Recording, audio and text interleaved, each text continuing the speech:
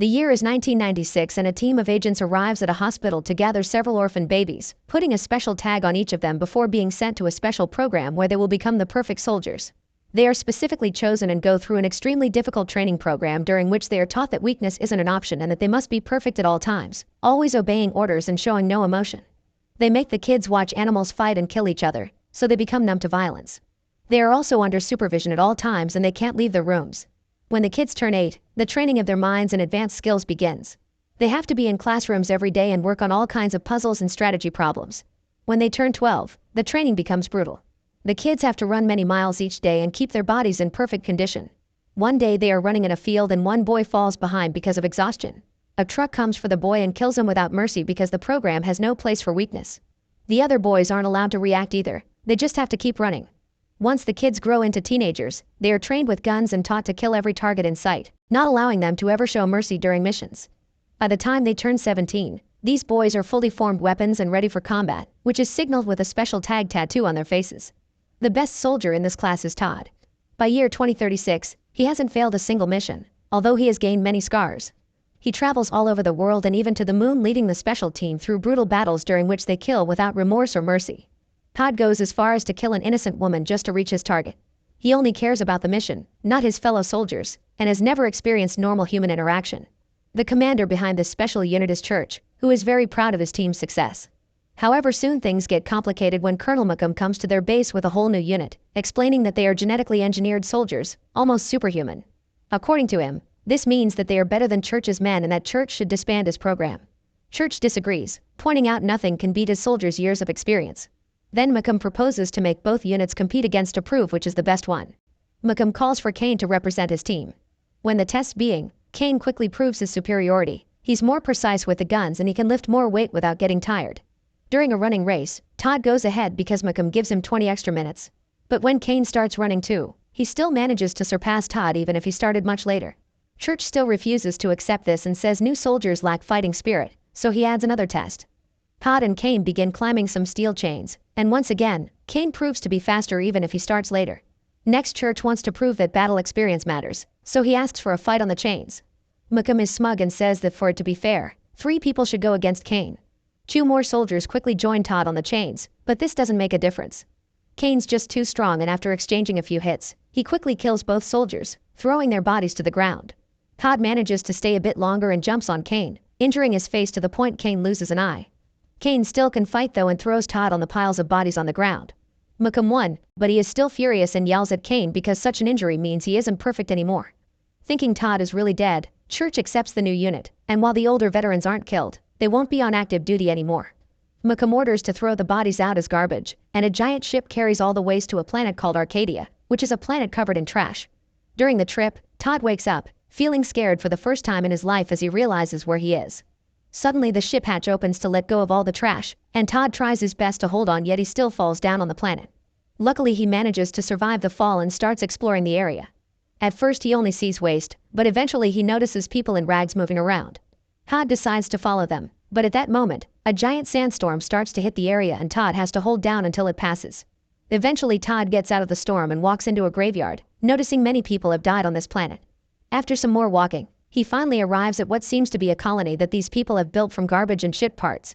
He sneaks around the stairs, but before he can do anything, a gust of wind throws Todd off and he passes out after noticing a bunch of kids staring.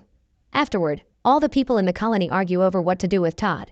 It has been many years since anyone new came to this planet, so they don't know if they should trust Todd. In the end, the leader decides they'll help Todd but Mace must keep an eye on him. Meanwhile, Todd is being taken care of by Mace's wife Sandra, who shares medicine with him. The couple has a young kid named Nathan, who is curious about Todd but they don't let him be near him. When Todd is finally healthy enough to leave the bed, he finds the family having a happy time together, and he doesn't know how to feel. Mace shows him he made a crutch for him, and Todd decides to behave for now. In the evening, the family brings Todd to the communal mess hall, and everyone feels wary of Todd because he eats a lot and doesn't speak, not to mention his soldier tattoos. When someone asks him what his deal is, Todd explains he was replaced by a better soldier, and people begin feeling more sympathetic toward him. From then on, Todd spends his time with Sandra, learning to do basic everyday chores. Sandra uses this time to teach him about the colony. This little town wasn't always here. The people were on their own ship traveling until the ship broke down and they crash landed here. It happened 3 years ago and help never came, But Sandra doesn't mind because nobody bothers them here and they live in peace. Meanwhile, Malcolm reveals he has been watching the Arcadia system and wants to set up monitoring stations there. He also wants to send out his new soldiers to patrol. If there are any refugees or minors, they will be officially classifiable as hostiles, which Church doesn't approve of. Back in Arcadia, Sandra is taking care of the gardening and shocks Todd by teaching him how to plant a sprout. Suddenly a snake comes closer and Sandra immediately kills it, explaining they can be dangerous. One bit Nathan once and he was sick for a long time. He is better now, but he can't talk because of it. Sometime later, Todd goes out with the men to salvage things from the trash. Because of the weather, they all keep chains connected to their belts not to get lost.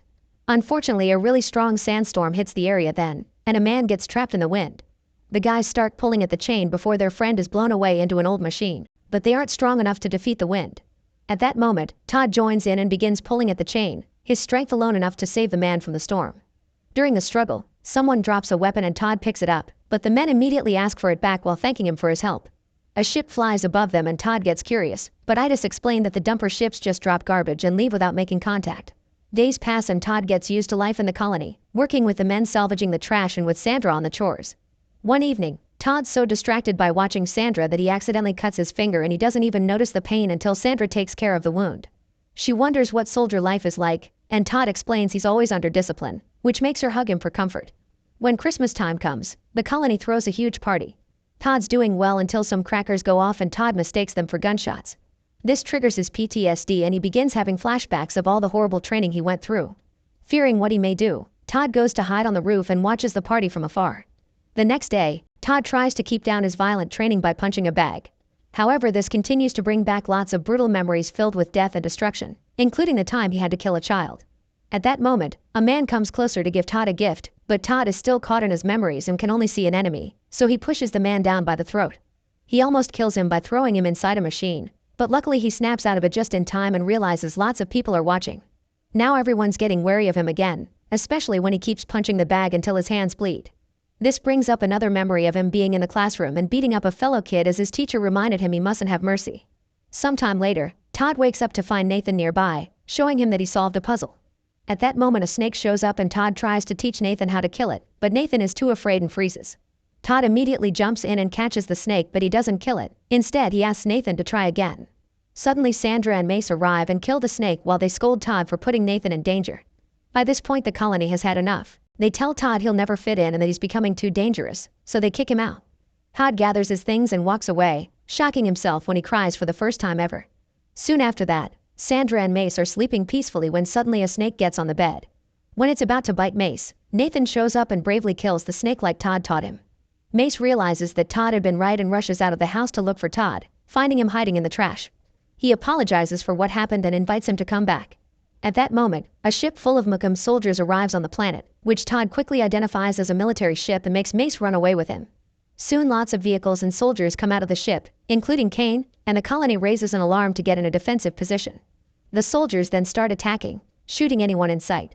Explosions begin occurring all over the place and Mace is hit by one, so Todd has to drag him away. When they reach a hiding spot, Todd tries to wrap up Mace's wounds, but it's too late and Mace dies asking for his family. Meanwhile, Church gets the news about the colony, but Mokum orders his soldiers to kill them even if they're civilians. Just in case, Church decides to get his old soldiers ready. The leader of the colony comes out to try to communicate with the soldiers, but she just gets shot in the spot. The colonists immediately open fire to defend their home, but their few weapons aren't enough against such an army and soon the soldiers are causing death and destruction in town. They also come in with flamethrowers so they can slowly burn people to death in the most sadistic way.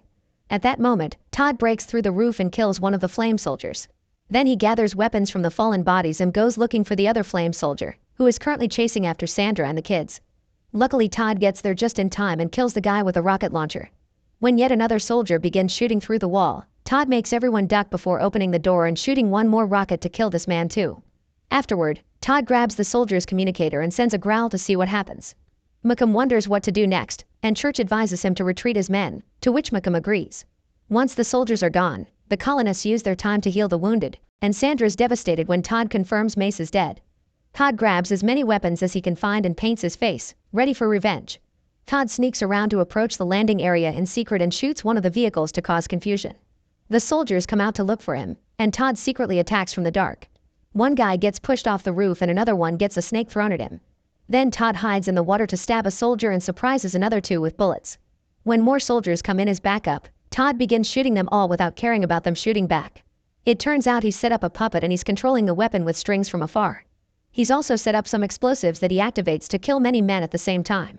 At that moment, a sandstorm arrives, so Todd ties himself to some old machinery while the wind takes away the last standing men.